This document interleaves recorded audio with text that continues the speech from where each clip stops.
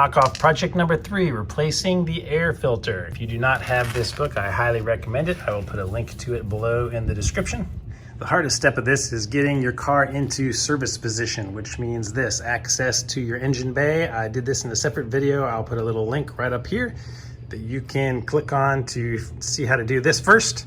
Once it is in service position, you can come right here, and this is our air box. Mine is very dirty. I need to clean the engine bay here. But to get to it is simple. There are 2 little clips, one on each side.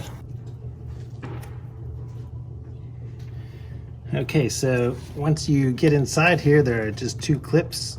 Okay, press this clip out of the way and pull up on this. It's gonna be in here really stiffly. Pull up on this clip and wiggle it. It's gonna take some force, but eventually it will start coming out. Make sure these clips stay pressed out of the way. And then the first piece will open, and if you keep pulling,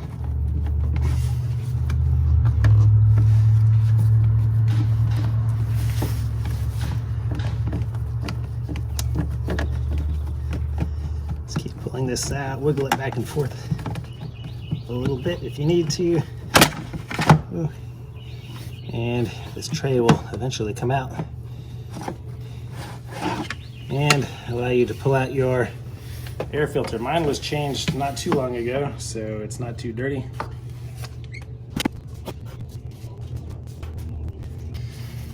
So I just dusted off all of my big particles on here. This is still good. Does not need to be changed now, but if you were changing it, you would put your new one back in. So you can see there are little tabs on the tray that holds the air filter, and those line up in this slot here, so that's what helps pull this tray out. So I want to put this back, both sides, snap it back in the grooves, and just slide it back in. So a lot easier going in than it was going out. Press it all the way down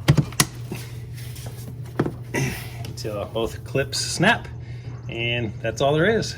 As always, I hope this was helpful. If it was, please give it a thumbs up and subscribe to the channel. I'll put links to the air filter that you can purchase in the description below.